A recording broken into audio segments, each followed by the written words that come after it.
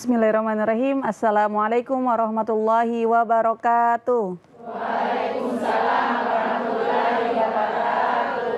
Tak ada satu manusia pun yang terlepas dari dosa. Maka introspeksi diri atau muhasabah merupakan salah satu perbuatan yang sangat dianjurkan oleh agama kita. Apa itu muhasabah dalam Islam? Pemirsa, di studio telah hadir Ustadz Dul Sukmi Kasim yang akan membahas tema kita pada hari ini, yaitu pentingnya muhasabah diri setiap hari. Assalamualaikum Ustadz. Waalaikumsalam warahmatullahi wabarakatuh. Sehat Ustadz? Alhamdulillah, sehat. Alhamdulillah. Dan di program Lentera Hati kali ini kita sudah bersama dengan ibu-ibu dari Majelis Ta'lim Khadijatul Kubro, Desa Bulalo, Kecamatan Kuandang, Gorontalo Utara, dan ibu-ibu dari Majelis Ta'lim Miftahul Khair, Desa Masuru, Kecamatan Kuandang, Kabupaten Gorontalo Utara. Assalamualaikum ibu-ibu. Waalaikumsalam warahmatullahi wabarakatuh. Sehat semuanya? Alhamdulillah. Bagi pemirsa di rumah yang ingin bergabung atau berpartisipasi di program Lentera Hati, bisa meninggalkan komentar di live streaming YouTube TVRI Gorontalo. Ustadz, tema kita pada hari ini pentingnya muhasabah diri setiap hari. Nah, hakikat muhasabah diri itu apa Ustadz? Tafadhol. Ya, baik. Bismillahirrahmanirrahim. Alhamdulillah, salatu wassalamu ala rasulillah. Amma ba'd, pemirsa yang dimuliakan Allah Subhanahu wa ta'ala, hadirin yang ada di studio. Apa itu muhasabah diri? Muhasabah itu berasal dari kata hasabah. Hasabah itu artinya menghitung. Ya, sehingga kalau dia disebut muhasabah berarti tidak jauh dari makna menghitung-hitung sesuatu. Apa yang dihitung? Diri kita. Makanya kalau muhasabah diri berarti kita menghitung, mengevaluasi, kita mencoba merenungkan, melihat titik mana baiknya diri kita, mana titik kekurangannya, lalu berusaha untuk memperbaikinya supaya lebih baik lagi ke depan. Itulah yang disebut dengan muhasabah diri. Jadi pada dasarnya sebenarnya orang yang melakukan muhasabah diri ini adalah orang yang senantiasa berusaha untuk menjadi orang baik dan lebih baik. Nah, seperti inilah sebenarnya harusnya seorang muslim. Makanya muhasabah diri itu tidak hanya tahunan, tidak hanya juga bulanan, tetapi sebaiknya setiap hari ada waktu kita untuk bersunyi-sunyi dengan Allah, dengan diri kita, untuk mencoba melihat, merenungkan apa yang hari ini kita sudah torehkan, apa yang hari ini kita sudah lakukan, perbuatan baik apa yang kita sudah lakukan, perbuatan buruk apa yang sempat selip pada hari ini kita lakukan. Sehingga ketika kita merenungkan itu ada upaya untuk mencoba menata untuk hari esok. Jangan sampai besok kita melakukan kesalahan yang sama atau mungkin kebaikannya stagnan, bahkan bisa jadi kebaikan itu besok hilang atau berkurang. Nah, inilah yang kita coba desain. Dan sesungguhnya orang yang melakukan muhasabah diri ini sebenarnya adalah merupakan perintah agama. Seorang muslim itu harus selalu melakukan perhitungan terhadap segala tindak tanduk perbuatannya. Dan juga hendaklah selalu melihat hari esok. Apa yang besok kita mau lakukan. Apa yang besok kita akan coba jadikan sebagai target kita untuk menata kehidupan yang lebih baik.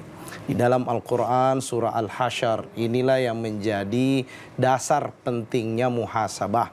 Di Quran surah Al-Hasyr ayat 18 Allah berfirman, Ya ayyuhalladzina amanuttaqullah wal tanzur nafsum ma qaddamat lighad wattaqullah innallaha khabirum bima ta'malun. Wahai orang-orang yang beriman, bertakwalah kepada Allah Subhanahu wa taala dan hendaklah tiap-tiap diri memiliki kesempatan untuk merenungkan, memanage, merencanakan apa yang esok akan dilakukan. Oleh para mufassir, kata gad di sini meskipun bermakna secara bahasa besok, tetapi para mufassir umumnya mengatakan yang dituju sebenarnya di situ adalah hari akhirat. Bahwasanya seseorang yang bertakwa kepada Allah Subhanahu wa taala hendaklah yang selalu ada di pikirannya bagaimana merencanakan dan mempersiapkan diri untuk hari keabadian di hari akhirat. Lalu kenapa disebut hari esok? Karena menunjukkan satu, bahwa hari kemudian itu terlalu dekat. Waktu di sisi Allah itu terlalu dekat di dunia ini dan terlalu singkat. Cuma kita merasakannya lama. Bahkan di dalam Al-Quran disebutkan bahwasanya bagaimana Allah memperumpamakan hari yang kita jalani di dunia ini, 1000 hari di dunia, baru 1 hari di akhirat. Ya, nah ini kan menunjukkan bahwa begitu dekat ternyata. Jadi kalau Allah menyebut besok, berarti sudah dekat itu, dan harus kita jangan menyia-nyiakan hari dan waktu yang kita lewati ini. Nah itu sebenarnya yang ingin dituju dari orang yang bermuhasabah atau orang-orang yang ingin selalu melakukan perbaikan dan menata kebaikan untuk hari esoknya. Nah itu saya kira Ustazah. Mungkin Ustadz poin-poin penting terkait hal yang perlu kita muhasabahi apa saja Ustadz? Ya, kalau kita ingin melakukan muhasabah, apa sih yang perlu untuk kita hitung? Apa yang perlu kita periksa? Apa yang kita perlu evaluasi pada diri kita setiap hari itu? Pertama adalah yang perlu kita evaluasi adalah amal kita. Karena dunia ini panggung beramal. Tempat untuk beramal, mencari dan mempersiapkan amal sebanyak-banyaknya. Kalau di hari kemudian, itu bukan lagi kesempatan beramal. Di hari kemudian itu tinggal menghitung amal. Berapa amal yang ente so bikin di dunia? Panen Ustaz. Ya, panen di sana. Iya. Sebagaimana layaknya seorang pedagang. Dia mau lihat mana keuntungan saya, mana kerugian saya. Itu di akhirat. Tinggal dihitung. Tapi kalau di dunia, kesempatan untuk berinvestasi amal. Nah inilah yang pertama yang harus kita periksa atau evaluasi. Yang kedua, apa yang harus kita evaluasi? Yang perlu kita evaluasi juga di dunia ini ya adalah niat kita. Setiap kali beramal, apa sih niat kita di balik amal kita itu? Tujuan kita apa? Apakah tujuannya hanya untuk dunia semata, ataukah kita melakukan itu untuk mencari ridhonya Allah? Ingat kata Allah di surah Al-Lail, wa ma li ahadim indahu min ni'matin tujza illa ibtigha'a wajhi rabbil a'la wala sawfa yarda. Ternyata yang dituju sebenarnya atau yang diharuskan untuk kita selalu cari di balik semua amal yang kita lakukan ini adalah ridhonya Allah. Ya, karena tidak ada satu amal pun yang Allah nanti akan berikan balasan kecuali itu adalah dilakukan dalam rangka untuk mencari keridhaan Allah Subhanahu wa taala. Makanya itu perlu selalu meminta di balik amal kita itu sesudah kita beramal. Nas'aluka ridhaka fi kulli a'malina. Ya Allah, kami memohon kepadamu ridhamu di setiap amal kami. Itu yang kami cari. Jadi bukan kesohoran, bukan apalagi namanya, bukan prestise, bukan iming-iming duniawi supaya dipromosikan jabatannya, supaya dikenal sebagai orang dermawan. Itu kalaupun ada, biarlah itu bonus, tapi kita tidak pernah melihat itu. Betul. Ya, seperti itu yang harus kita lakukan yang kedua. Jadi periksa kita punya amal, periksa kita punya niat. Setiap kali beramal, niat kita itu untuk apa? Pergi haji. Jangan sampai mau pergi haji hanya agar supaya nanti kalau pulang bisa dijadikan pada deretan terdepan untuk bisa disebut Ibu Haji, Pak Haji, atau Duolo. Kalau cuma itu terlalu rendah kita. Betul. Ya, nah begitu juga kalau kita melakukan amal-amal yang lain. Nah, yang ketiga yang harus kita periksa apa pada saat kita melakukan evaluasi? Fokus ketiga kita yang harus kita periksa adalah periksa hubungan sesama kita. Ya, setiap hari. Bagaimana CP tetangga? Jangan-jangan CP tetangga itu merasa tidak nyaman, ya gitu tidak nyaman dengan kehadiran saya di sini. Jangan-jangan kemarin ketika saya bertegur sapa itu, ya lalu saya tidak pedulikan dia punya panggilan, jangan-jangan dia merasa terluka hatinya. Nah, inilah yang harus selalu kita coba untuk renungkan dan periksa serta cross check, jangan sampai memang kejadian sehingga besoknya saya besok harus datang meminta maaf atau saya besok harus melakukan tabayun kepada yang bersangkutan supaya tidak dinilai sikap saya yang tadi tidak dinilai sebagai bentuk cara saya untuk menghindar atau melakukan keburukan kepada orang itu atau kezaliman. Nah, itulah diantaranya 3 hal yang perlu selalu kita evaluasi setiap hari. Evaluasi amal kita, evaluasi niat kita di setiap beramal, dan evaluasi hubungan sesama kita, tetangga, keluarga, anak, istri kita. Berusahalah selalu untuk memperbaiki karena tidak ada kesempurnaan. Dan tidak ada orang yang langsung jadi lebih baik. Tetapi semua berawal dari sebuah kesalahan dan berupaya untuk memperbaikinya esok hari. Itu saya kira, Ustazah. Terkait niat, Ustadz. Bagaimana dengan seorang ibu rumah tangga yang melakukan pekerjaan sehari-harinya ya dianggapnya rutinitas saja, Ustadz.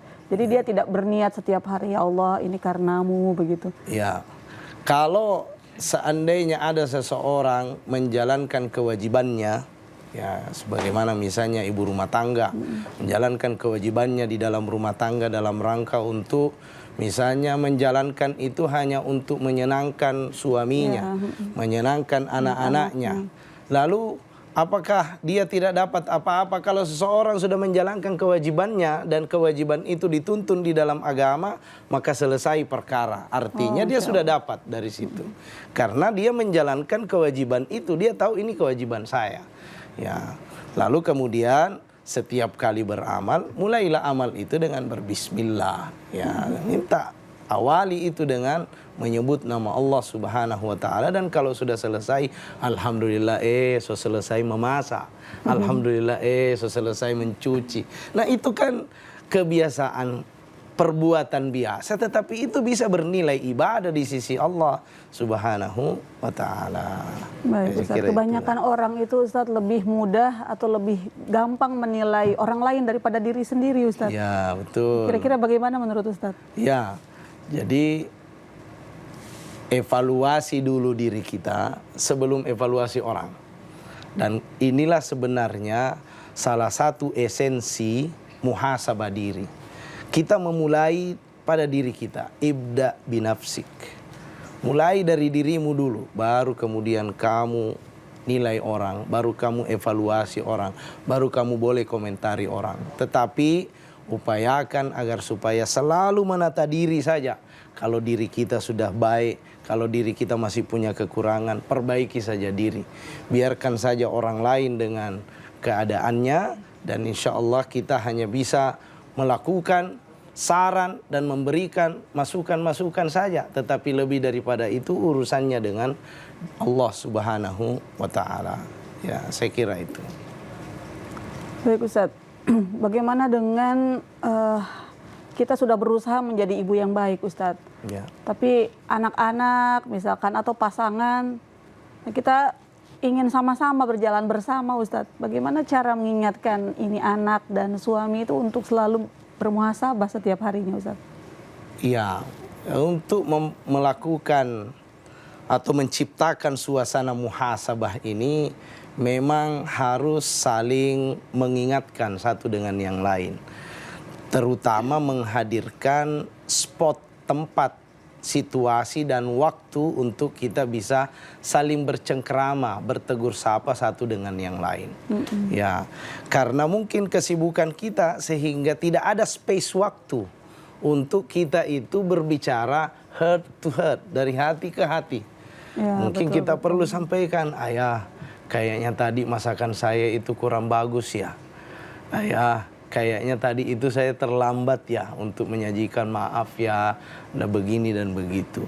Nah begitu juga seorang ayah, bunda, tadi itu saya terlambat pulang, harusnya saya sudah pulang, tetapi karena saya masih harus selesaikan ini sehingga saya terlambat tiba di rumah, jangan marah insya Allah besok tidak lagi. Itu jadi suasana-suasana seperti ini dan waktu-waktu yang seperti ini haruslah kita selalu hadirkan dalam setiap hari. Suasana yang bisa kita saling bertegur antara suami dengan istri, istri dengan suami, ayah dengan anak, anak dengan ibu, supaya terjalinlah upaya untuk saling mengingatkan satu dengan yang lain. Demikian pula kalau terjadi kesalahan, kekeliruan, jangan pernah membiarkan itu untuk didiamkan. Besok saja, tidak sempat hari ini. Jangan, selesaikan hari itu. Jadi buang waktu. Iya, karena besok-besok kalau itu terlupa, itu nanti akan masuk ke dalam rekaman. Nanti anak kita akan catat, dulu juga saya dijanji begini. Tidak juga ternyata. Ternyata kemarin Bapak janjinya ada begini. Ternyata juga belum. Dia bilang nanti begini dan begitu. Akhirnya tidak bisa kesampaian. Maka untuk itu kalau terjadi kesalahan, selesaikan memang. Jangan ditunda karena itu akan jadi persoalan besar di kemudian hari. Apalagi kalau hubungan antara suami istri. Ya, menarik Ustaz terkait janji terhadap anak. Jadi memang jangan sekali-kali janji sama anak kalau kita ragu untuk menepatinya Ustaz ya. Iya, istilahnya jangan umbar janji. Ya, jangan umbar janji karena berjanji itu ya harus dibayar karena itu laksana utang yang harus kita bayar. Janji kepada sesama itu juga harus dibayar, apalagi janji kita kepada Allah Subhanahu wa ta'ala. Masya Allah. Ya. Ustaz, kita harus jeda sejenak. Ya. Pemirsa, saat lagi kita akan kembali. Jangan kemana-mana, tetap di program Lentera Hati. Alhamdulillah, damai di hati.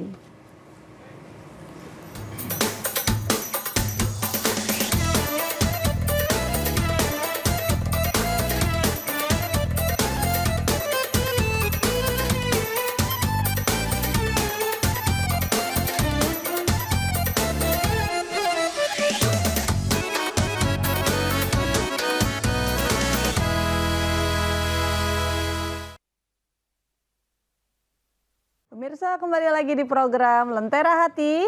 Alhamdulillah, damai di hati.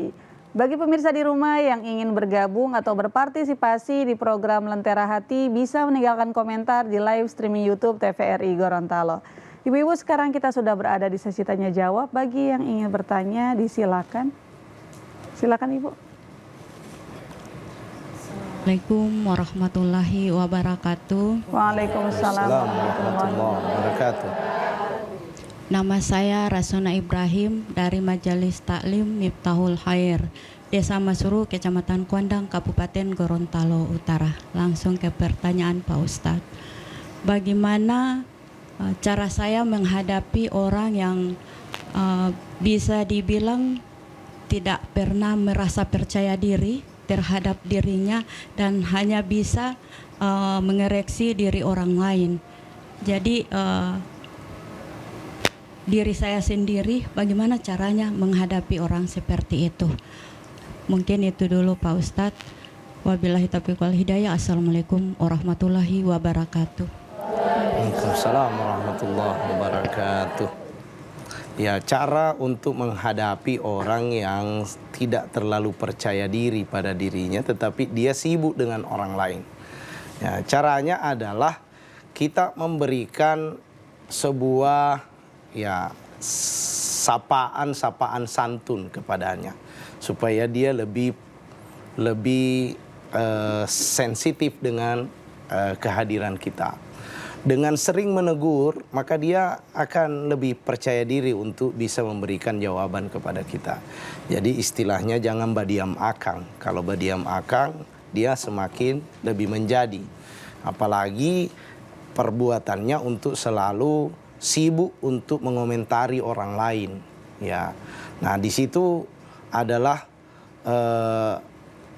peluang, kesempatan untuk syaitan itu datang memberikan jeratan-jeratannya, ya, sehingga dia lebih banyak terperosok untuk melakukan ghibah, melakukan namimah, melakukan kebohongan, dan ini adalah tentu liang-liang dosa semua, jeratan-jeratan dosa semua, dan kita berharap agar supaya diri kita dan orang yang kita cintai atau orang-orang dekat kita jangan sampai larut dengan hal-hal yang bisa menjerat mereka untuk melakukan perbuatan yang maksiat kepada Allah atau berdosa.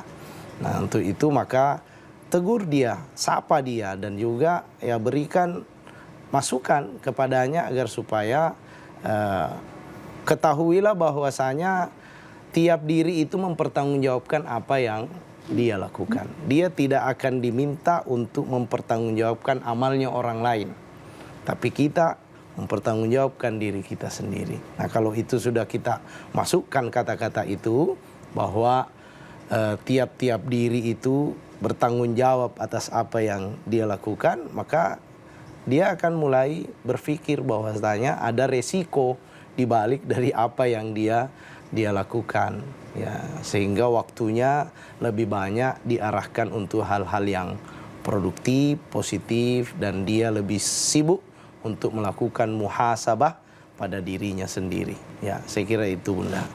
Baik, insya Allah bermanfaat, Ibu. Selanjutnya, silakan Ibu. Assalamualaikum warahmatullahi wabarakatuh. Waalaikumsalam warahmatullahi wabarakatuh. Nama saya Surtin Lamaji dari Majelis Ta'lim Adijatul Kubro, Desa Bulalo, Kecamatan Kuandang. Langsung saja Pak Ustadz, pertanyaan saya, apa hubungan antara muhasabah dan taubat? Itu Baik, baik. Muhasabah dan taubat. Masya Allah, bagus sekali pertanyaannya, Bunda. Adakah hubungannya muhasabah dengan taubat? Orang yang suka muhasabah diri, maka ketika dia menemukan dirinya, ketika dia memeriksa amalnya yang dia sudah pernah lakukan dan dia jumpai ada keburukan, maka dia akan selalu tergerak untuk bertaubat sesegera mungkin kepada Allah. Karena bertaubat itu nanti diterima oleh Allah kalau kita lakukan segera. Tapi taubat yang selalu diundur ke belakang dan nanti kita taubatkan ketika sudah napas sepenggalan di leher alias sudah sakarat, itu tidak lagi akan diterima meskipun kita masih hidup. Tetapi kalau sudah di saat sakaratul maut baru mau bertobat, tidak bisa. Terlambat. Terlambat. Ya, dan itu ayatnya jelas di dalam Al-Qur'an di surah At-Taubah, innamat taubah. Taubat itu alalladzina ya'maluna su'a bijahalah thumma yatubuna min qarib. Orang yang melakukan sebuah perbuatan yang dia tidak tahu bahwasanya itu ternyata berbuah dosa, lalu kemudian yatubuna min qarib, kemudian sudah itu ketika dia tahu ternyata itu dosa, segera dia bertaubat kepada Allah Subhanahu wa taala tanpa menunda-nunda. Nah, ini. Jadi insya Allah kalau orang muhasabah diri setiap hari, setiap pekan, setiap bulan, maka tentu dia akan sering kali melakukan upaya untuk bertaubat. Bahkan salah seorang ulama itu mengatakan an-nadamatu taubah. Kalau saya tidak salah bahkan ini disandarkan kepada Nabi oleh Imam Ahmad. Ya, an-nadamatu taubah. Orang yang suka introspeksi diri dengan menyesali perbuatannya, sebenarnya dia sedang melakukan taubat kepada Allah Subhanahu wa taala. Makanya berikan space setiap hari, ada kesempatan kita untuk menghitung amal kita dan memeriksa, supaya ada kesempatan kita untuk beristighfar kepada Allah. Ya Allah, ampuni saya melakukan kekeliruan ya Allah, saya melakukan kesalahan ya Allah, saya melakukan maksiat ternyata ya Allah. Nah, itu saya kira, Bunda. Baik, insya Allah bermanfaat, Ibu. Selanjutnya, bisa ada yang bertanya, Bu? Baik, Ustaz, terkait orang yang memiliki masa lalu yang kelam. Contohnya misal dia sering mengumbar aurat, kemudian dia sudah bertaubat, tetapi rekam jejaknya masih ada di media sosial. Bagaimana cara dia bertaubat, Ustaz? Ya, orang yang punya rekam jejak, ya, walaupun misalnya dia sudah bertaubat, dia harus tetap berikhtiar, berusaha untuk menghilangkan jejak itu.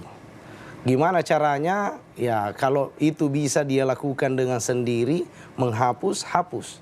Tetapi kalau itu harus melibatkan orang lain, dia mungkin bisa berkirim surat secara terbuka dia menyampaikan bahwa seperti ini, mohon tidak lagi ditayangkan itu karena ini bisa mengundang apalagi namanya orang melakukan perbuatan dosa. Jadi tetap ada ikhtiar sesudah kita menyatakan diri saya bertaubat. Ya, jadi kan taubat itu begini. Pertama kita harus melakukan penyesalan atas dosa kita yang pernah kita lakukan, yang tadi disebut masa kelam. Sesali dulu itu, bahwasanya memang betul-betul saya pernah melakukan itu. Yang kedua, beristighfar kepada Allah, minta ampunannya Allah, ya Allah ampuni kemarin itu yang pernah saya lakukan. Yang ketiga, sesudah kita melakukan istighfar, yang ketiga adalah lakukan perbaikan, perbaiki, tata kembali diri kita, dan jangan pernah yang keempat, yaitu kembali melakukan hal yang sama. Ya, jadi buatkan tekad dalam diri kita, saya tidak akan kembali dan tidak akan pernah melakukan ini. Dan yang terakhir, sesudah itu kita berikhtiar untuk selalu melakukan perbaikan dan kebaikan. Nah, dalam rangka berikhtiar melakukan perbaikan dan kebaikan inilah upaya kita adalah bagaimana caranya jejak-jejak keburukan kita itu tidak ada orang yang ikuti.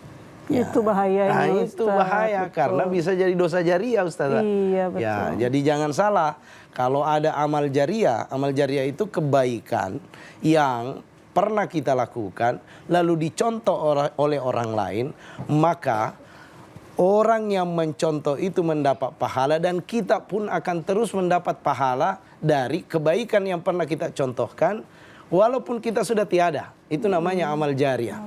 Tetapi ada satu, yaitu dosa jariah. Mana itu dosa jariah? Perbuatan buruk yang pernah kita lakukan, lalu dicontoh oleh orang lain, diikuti oleh orang lain, dan sesudah itu orang lain yang mengikutinya memberitahu lagi kepada orang lain, hingga kemudian terjadilah semakin banyak orang yang mengikuti dan semakin banyak orang yang mencontoh, maka dosa dari orang yang melakukan itu pun akan keciprat masuk ke rekening dosa kita. Itulah yang disebut dengan dosa jariah. Na'udzubillahi thumma na'udzubillahi min dzalik. Ya, saya kira demikian. Allahu a'lam. Baik. Ibu-ibu masih ada yang ingin bertanya, Bu? Silakan. Assalamualaikum warahmatullahi wabarakatuh. Waalaikumsalam warahmatullahi wabarakatuh. Saya Novita Kalele dari Majelis Taklim Hadijatul Kubra. Ingin bertanya Pak Ustadz, kita sebagai manusia seperti Umi Nita tadi bilang bahwa kita sebagai manusia itu kurang berintrospeksi diri, kurang bisa melihat kekurangan diri kita sendiri, tapi lebih jeli melihat kekurangan orang lain. Nah, yang ingin saya tanyakan, apa kiat yang mengingatkan kita sebagai seorang muslim untuk selalu bermusahabah diri? Ya, demikian. Baik. Perlu alarm memang. Ya, perlu alarm, betul. Perlu langkah supaya kita pastikan setiap hari ada upaya kita untuk memperbaiki diri. Nah, kalau mau melakukan muhasabah, bunda-bunda sekalian, yang pertama adalah tekadkan bulat kita setiap hari ada waktu yang kita luangkan untuk mengingat apa yang pernah kita lakukan. Kapan itu? Silahkan buat komitmen masing-masing. Ada orang misalnya membuat itu sebelum ia tertidur. Ya, sebagaimana yang dilakukan oleh Abu Bakar As-Siddiq. Abu Bakar itu setiap kali sebelum mau tidur, dia itu di situ kesempatannya bermuhasabah. Ya, bahkan dia lihat-lihat tangannya, dia lihat-lihat kakinya. Kalau ternyata kakinya hari itu pernah dia langkahkan kepada sesuatu yang mendatangkan maksiat, dia pukul-pukul kakinya. Dia ajak berbicara kakinya itu, hei kaki, tadi Anda mengantarkan saya ke rumahnya si fulan, ternyata saya melakukan keburukan di sana. Ya. Kalau yang lain, yaitu kita berkaca kepada Sayyidina Umar bin Khattab, di mana dia melakukan evaluasinya, muhasabahnya. Umar bin Khattab selalu melakukan muhasabahnya itu pada saat dia turun ke lapangan, turun memeriksa rakyatnya. Disitulah dia bermuhasabah, ya Allah. Ketika dia melihat satu hewan bergerak dari satu tempat ke tempat yang lain, ketika dia merasakan hembusan angin, dia kemudian merenung, ya Allah, betapa nikmatmu yang Engkau berikan ini. Ternyata seindah ini alam yang Engkau hamparkan untuk kami. Disitulah dia mencoba untuk mendekatkan diri dengan Allah Subhanahu wa ta'ala dan mengingat nikmat Allah ataupun keburukan yang pernah dia lakukan. Dan bahkan dalam satu ketika dia menjumpai rakyatnya, lalu ada rakyat yang mengatakan, sungguh katanya kalau seandainya itu Amirul Mukminin tahu keadaan kita bersama keluarga ini yang seharian ini bahkan sudah beberapa hari tidak makan-makan, maka pasti saya tidak yakin dia itu tahu tentang kondisi kita. Kalau dia tahu, pasti dia akan datang. Dan ternyata dia sedang mendengarkan rintihan ibu itu. Lalu dia menyuruh seorang sahabat, kalau menurut riwayat itu anaknya Abdullah bin Umar, dia suruh pulang cepat ke Baitul Mal untuk mengambil bahan makanan, lalu kemudian dia yang bawa itu, dia panggul, dia bawa ke rumah orang itu, lalu dia sendiri yang kemudian menyalinnya masuk ke dalam ininya, ke dalam bejana keluarga itu, demi untuk bagaimana dia jangan sampai ada sebuah keburukan yang hari ini yang dia lakukan yang nantinya akan memperberat pertanggungjawabannya di hadapan Allah Subhanahu wa ta'ala.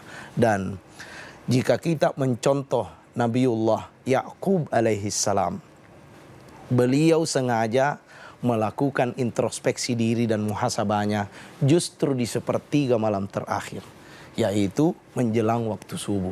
Nah, inilah tergantung kita di mana kita punya waktu yang paling cocok kira-kira untuk kita punya kesempatan merenung hari itu, walaupun mungkin hanya sesaat, 1 jam, setengah jam. Yang penting kita merefleksi diri kita, apa yang kebaikan yang sudah kita lakukan, apa keburukan yang pernah kita lakukan. Kebaikan itu kita rencanakan agar supaya lebih baik, keburukan itu kita berusaha untuk jangan pernah mengulanginya dan kita ganti dengan kebaikan-kebaikan. Itulah saya kira langkah yang pertama, luangkan waktu. Langkah yang kedua adalah kalau kita ingin bermuhasabah diri, bunda-bunda sekalian, dalam setiap hari kita harus punya selalu kesempatan untuk berkumpul dengan orang-orang saleh. Ya, jadi akrabkan diri kita dengan majelis taklim, akrabkan diri kita dengan yang mengingatkan kita dengan mana yang baik, mana yang buruk perspektif agama. Karena kalau kita biasakan diri kita berkumpul dengan yang melalaikan dan melupakan mana saatnya kita akan mempertanggungjawabkan amal, maka sungguh kita akan lupa dan akan semakin jauh daripada apa yang kita harapkan. Nah, itu langkah yang kedua. Yang ketiga, ya, tekadkan niat kita, kokohkan niat kita untuk melakukan upaya evaluasi itu dan kita lakukan setiap hari. Insya Allah dengan begini maka kita akan mendapatkan manfaat ketika seseorang melakukan muhasabah setiap hari. Setidaknya 3 manfaat besar akan dia dapatkan. 1, dia selalu menghargai usia yang diberikan oleh Allah. Bahwasanya ketika usia ini diambil oleh Allah, kita akan minta kepada Allah bukan 1 hari, kita minta 1 saat saja, 1 detik saja kembali ke dunia. Dan itu tidak mungkin ketika Allah sudah mengambil nyawa kita. Maka orang yang bermuhasabah selalu punya kemampuan untuk menghargai waktu. Terlalu mahal waktu itu. Yang kedua, orang yang suka bermuhasabah ini, maka dia akan selalu dekat dengan Allah Subhanahu wa ta'ala dan jauh dari bermaksiat kepada Allah. Yang ketiga, orang yang bermuhasabah diri setiap saat selalu bersyukur atas apa yang sedang ia raih dan di mana dia sekarang berada. Apa yang Allah telah titipkan dia syukuri. Apa yang Allah Subhanahu wa ta'ala sudah ambil, maka dia ridha dan ikhlas kepada Allah Subhanahu wa ta'ala. Karena tidak ada yang terjadi di muka bumi ini di luar daripada pengetahuan dan kendali Allah Subhanahu wa ta'ala. Inilah kebaikan yang bisa kita dapat kalau kita selalu bermuhasabah. Allahu a'lam. Masya Allah, insya Allah bermanfaat Ibu. Selanjutnya Sudah ingin bertanya, Bu? Silakan. Assalamualaikum warahmatullahi wabarakatuh. Nama saya Herlina Abdul Wahid dari Majelis Taklim Miftahul Khair Desa Masuruk, Kecamatan Kuandang. Pertanyaan saya Pak Ustadz, apakah kita berdosa apabila menghindari seseorang yang pernah menyakiti kita dengan cara memutus tali silaturahim dengan tujuan agar supaya dia tidak akan menyakiti kita lagi? Mungkin apakah saya berdosa Pak Ustadz? Terima kasih. Wassalamualaikum warahmatullahi wabarakatuh. Wassalamualaikum warahmatullahi wabarakatuh. Ustaz dijawab setelah iklan. Oh iya, baik. Pemirsa, saat lagi kita akan kembali, jangan kemana-mana, tetap di program Lentera Hati. Alhamdulillah, damai di hati.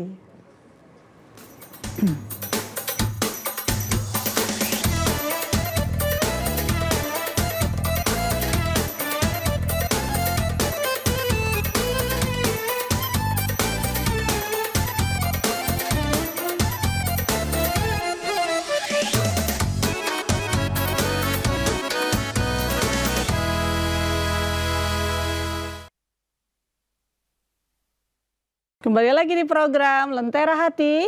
Alhamdulillah, damai di hati. Ustadz menyambung pertanyaan yang tadi sempat terjeda, memutus silaturahim agar tidak terus-terusan sakit hati, Ustadz. Ya, baik. Untuk tidak terus-terusan sakit hati, jangan melakukan perbuatan yang justru tidak diridhai oleh Allah. Ya. Memutus tali silaturahim itu adalah salah satu perbuatan yang dimurkai oleh Allah. Ya, begitu murkanya Allah ketika Abu Bakar mendengar isu ada yang cerita buruk tentang Aisyah, menuduhnya selingkuh dengan seorang sahabat ketika pulang dari perang Bani Mustalik. Dan kalungnya Aisyah itu jatuh, kalung pemberian Rasulullah SAW kepada Aisyah jatuh. Lalu kemudian Aisyah pergi mencari dan ditemani oleh seorang telik sandi, istilahnya kita. Nah, ada sahabat yang melihat dari jauh, dari mana ini Aisyah ini berjalan, kok berduaan bukan sama Rasulullah SAW. Lalu kemudian ini dihembuskan gosip ini hingga kemudian semua pasukan tahu. Bahkan sampai pulang ke Madinah, ya. Pembantu Abu Bakar As-Siddiq pun ikut-ikutan menceritakan gosip ini tentang Aisyah selingkuh. Nah, a'udzubillahi min dzalik. Begitu marahnya Abu Bakar, dia kemudian mengatakan, demi Allah, saya tidak akan maafkan dia. Saya tidak akan berikan haknya lagi, saya punya pembantu ini. Gara-gara dia ternyata juga ikut-ikutan termakan oleh gosip murahan itu. Tetapi begitu Abu Bakar meluncur kalimatnya seperti itu, turun ayat kepada Nabi. Lalu Nabi SAW memanggil Abu Bakar, ada apa gerangan ini? Kenapa justru ada ayat yang turun? Gara-gara untuk menegur Anda. Apa yang Anda lakukan? Abu Bakar mengatakan, saya murka betul kepada seorang pembantu saya yang ternyata ikut-ikutan menggosipkan Aisyah. Lalu di dalam ayat yang turun itu adalah ala tuhibbuna ayyaghfirallahu lakum wa in ta'fu wa tasfahu wa taghfiru. Jika kamu tidak memaafkan, ya, dan tidak melupakan serta tidak memberi ampun, apakah kamu tidak suka kalau kemudian Allah mengampuni kamu dan kamu juga mengampuni dia? Ya, akhirnya apa yang terjadi? Abu Bakar kemudian bertaubat kepada Allah dengan baru saja dia mengatakan, saya tidak maafkan orang ini, saya tidak akan berikan nafkahnya atau gajinya. Tapi Abu Bakar kemudian meminta maaf dan kemudian Allah pun memberikan ampunannya kepada Abu Bakar As-Siddiq. Ini menunjukkan bahwa kalau kita sakit hati kepada seseorang, jangan timpali sakit hati kita itu dengan melakukan yang tidak diridhai oleh Allah.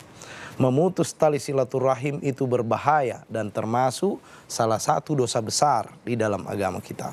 Ketahuilah bahwa hadis Rasulullah SAW pernah, salah satu hadis Nabi SAW pernah berbunyi seperti ini. Bahwa la yadkhulul jannah qati'ur rahim. tidak akan masuk dan mencium bau surga orang yang sengaja memutus tali silaturahimnya di dunia ini. Bayangkan kalau dia sudah punya hubungan, misalnya taruhlah ayah dengan anak, suami dengan istri, ataukah ibu dengan anak, ya adik dengan kakak, lalu kemudian mengatakan pokoknya orang bukan saudara lagi, pokoknya orang bukan ini lagi. Bahaya kalimat itu, karena justru kita sendiri yang membuatkan diri kita sebuah benteng besar menjadi penghalang kita untuk masuk ke dalam surganya Allah Subhanahu wa ta'ala. Bahkan begitu banyak mudarat yang bisa kita dapatkan dengan memutus silaturahim, dan termasuk salah satunya adalah salah satu dosa yang dipercepat azabnya oleh Allah di dunia ini adalah orang yang memutus silaturahim. Fa na'udzubillahi tsumma na'udzubillahi min dzalik. Nah, kalau begitu gimana caranya supaya kita tidak kunjung sakit hati kita itu bertambah dan bertambah?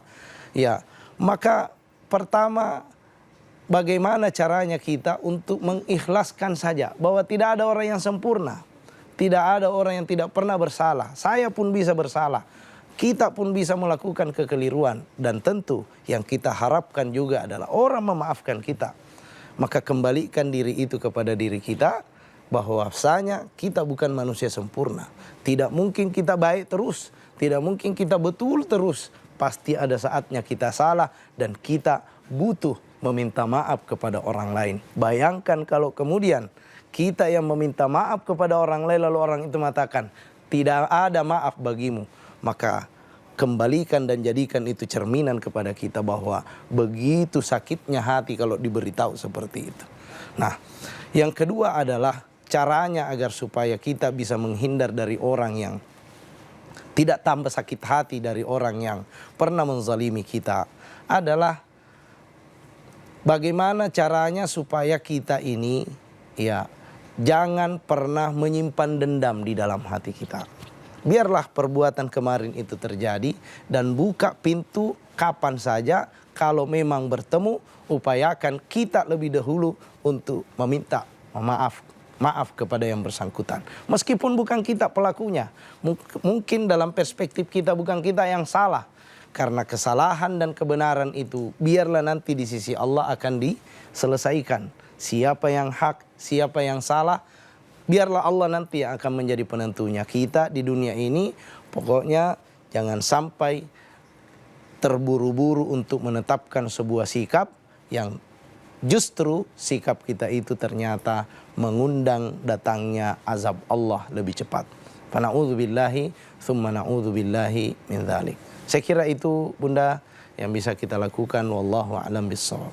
Misalkan Ustadz, tidak memutus silaturahim hanya membatasi komunikasi karena sudah berulang pasti begitu kejadiannya Ustadz. Nah, kalau membatasi komunikasi tidak ada masalah, kan hanya dibatasi saja. Bukan berarti saya tidak mau berkomunikasi lagi. Mungkin berkomunikasi tapi seperlunya saja, seadanya saja. Dan ingat, yang perlu sebenarnya itu ditaklukkan yang di sini karena ini yang menyimpan. Ini yang menyimpan ini. Dan ini yang memorinya ada di sini sama di sini. Makanya taklukkan ini, jangan sampai Anda dendam. Dan jangan pernah kita mengatakan tidak ada maaf bagimu. Saat dimana kita pun akan mengalami hal yang sama, kita pasti mengharapkan orang lain bisa memaafkan kita. Karena begini, Rasulullah Shallallahu Alaihi Wasallam pernah mengingatkan kepada kita bahwasanya selesaikanlah yang bisa diselesaikan memang di dunia ini. Jangan menundanya nanti diselesaikan di akhirat. Karena kalau di akhirat perkaranya lebih berat. Maka di dunia ini kalau ada kesempatan selesaikan memang. Jangan menundanya di akhirat. Karena di akhirat azab Allah terlalu pedih. Mudah-mudahan kita terhindar dari yang ini. Insya Allah Ibunda tadi akan memperbaiki kembali dan bertobat dari azamnya, tekadnya untuk melakukan ini. Ya, insya Allah Allah memberikan hidayah kepada kita sekalian. Amin. Karena dendam itu beban Ustadz ya. Ya. Dan juga bisa mendatangkan banyak penyakit. Betul. Stres itu bahaya. Itu bisa membuat psikologis kita mempengaruhi fisik kita. Ya, jangan salah bahwa begitu banyak penyakit itu lahir dari faktor psikologis saja, ya, sehingga fisiklah yang menjadi korbannya. Ya. Mungkin kita sering dengar ada orang datang ke rumah sakit, saya sakit, dokter bilang tidak ada. Oh sehat-sehat ini semua normal semua, berarti ada masalah dengan psikologisnya. Periksa saja.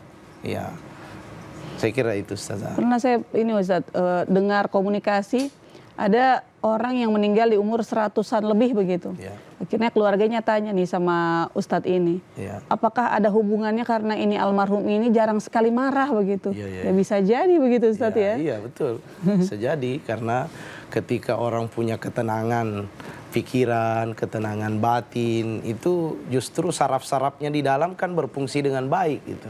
Tapi kalau marah itu putus kabel. Kabelnya putus banyak. Alhamdulillah. Baik, insya Allah bermanfaat Ibu. Selanjutnya masih ada yang ingin bertanya? Silakan Ibu. Assalamualaikum warahmatullahi wabarakatuh. Waalaikumsalam warahmatullahi Dari wabarakatuh. Majelis Taklim Hadizatul Kubra Desa Bulalo. Saya ingin bertanya Pak Ustadz, bagaimana cara introspeksi diri menurut Islam? Ya. Terima kasih. Dijawab singkat Ustaz. Ya, untuk introspeksi diri ya di dalam agama kita ini ya adalah melakukan muhasabah. Itulah tadi yang kita bahas ini. Bermuhasabahlah. Berikan kesempatan pada diri kita, setiap hari ada saatnya di mana kita merenung. Ya, berdua-duaan dengan Allah Subhanahu wa taala dan diri kita, lalu hitung-hitung amal kita. Karena perbuatan melakukan evaluasi diri itu adalah hal yang niscaya yang harus dilakukan sesuai perintah Allah tadi di surah Al-Hasyr ayat 18. Bahkan di ayat 19 itu Allah Subhanahu wa taala memberi warning. Kalimatnya bunyinya seperti ini. Wala takunu kalladzina nasullah fa'ansahum anfusahum ulaika humul fasikun. Jangan kalian itu menjadi orang yang lupa diri. Berarti kalau begitu harus selalu ingat diri kita ini. Harus selalu periksa diri kita ini. Nasullah wala takunu kalladzina nasullah fa ansahum anfusahum. Jangan kalian seperti orang yang melupakan Allah. Karena kalau itu kalian lakukan maka kalian akan melupakan diri kalian. Berarti harus selalu mengingat kepada Allah dan bermuhasabah. Itu saya kira Bunda Allah. Baik. Ustaz, ada pertanyaan masuk di live streaming YouTube dari Ibu Andin. Assalamualaikum. Ustadz, bagaimana cara menegur atau menghindari orang yang sering berprasangka buruk karena setiap perkataannya selalu memancing untuk ikutan berpikiran buruk terhadap orang lain? Ya, supaya tidak ikut-ikutan berpikiran buruk, ya berpikiran positif.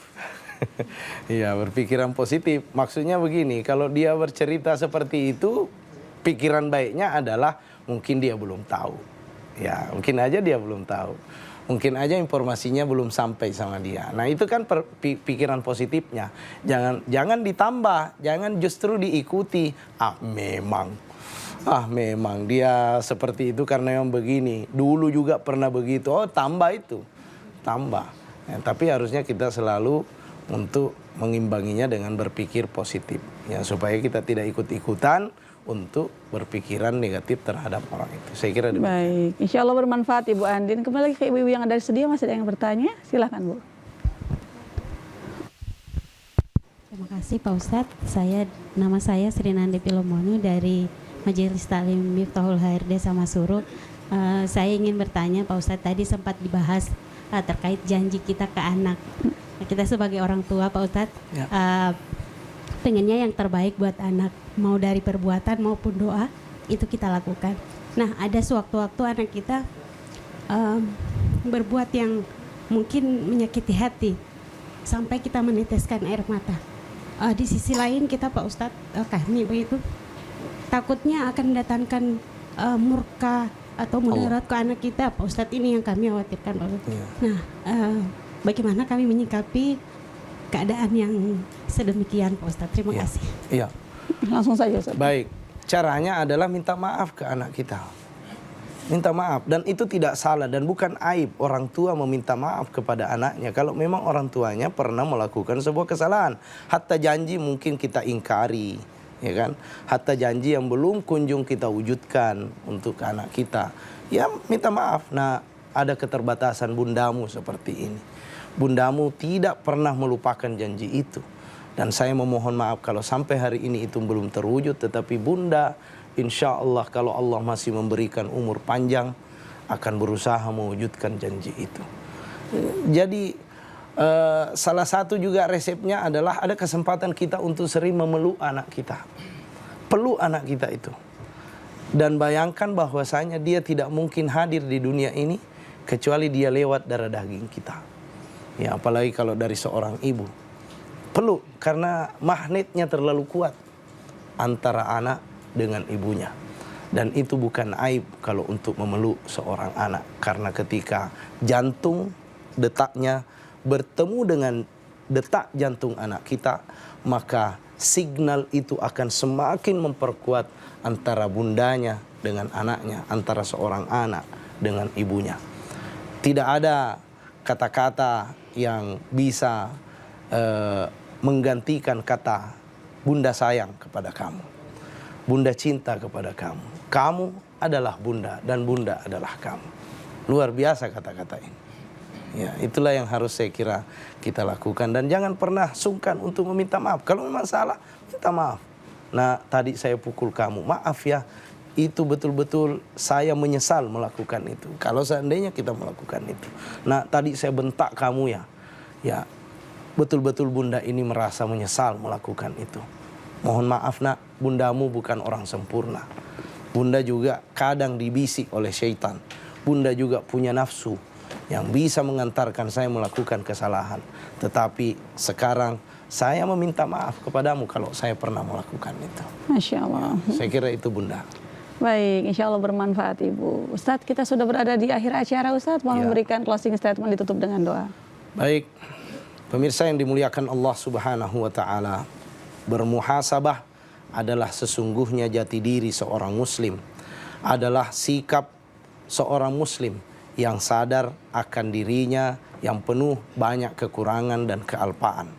Bermuhasabah sejatinya akan lebih mendekatkan diri kita kepada Allah, dan bermuhasabah akan selalu mengantarkan kita menjadi insan-insan yang akan menjadi lebih baik lagi ke depannya. Rasulullah bersabda, ya, man kana yaumuhu khairum min amsihi faqad rabih. Siapa yang hari ini lebih baik harinya dibanding apa yang pernah dia lakukan kemarin, maka sungguh dialah orang yang beruntung. Semoga kita hari ini lebih baik dari yang kemarin. Amin. Dan berusahalah selalu bermuhasabah untuk menampilkan hari esok yang lebih baik. Mari kita berdoa kepada Allah Subhanahu wa Ta'ala. Bismillahirrahmanirrahim. Alhamdulillahi Rabbil Alamin. Wassalatu wassalamu ala ashrafil mursalin wa ala alihi wa sahbihi ajma'in. Allahumma rabbana innana ibaduka ad-da'if al-faqir al-mushfiq ad-dhalil. Allahumma rabbana taqabbal taubatana, تقبل سائر أعمالنا يا الله. لا تؤاخذنا إن نسينا أو أخطأنا. لا تحمل علينا إصرا كما حملته على الذين من قبلنا. لا تحملنا ما لا طاقة لنا به. واعف عنا واغفر لنا وارحمنا. أنت مولانا فانصرنا على القوم الكافرين. اللهم إنا نسألك رضاك في كل أعمالنا ونسألك حسن الخاتمة في حياتنا.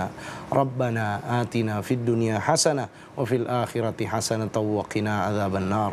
وصلى الله على نبينا محمد والحمد لله رب العالمين. Terima kasih atas penyampaiannya Ustadz. Ya, sama-sama.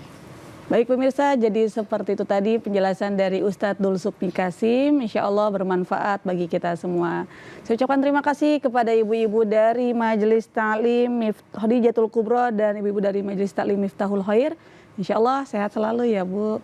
Amin. Juga kepada pemirsa di rumah saya ucapkan banyak terima kasih. Saya Uminita mewakili segenap kru yang bertugas pamit undur diri.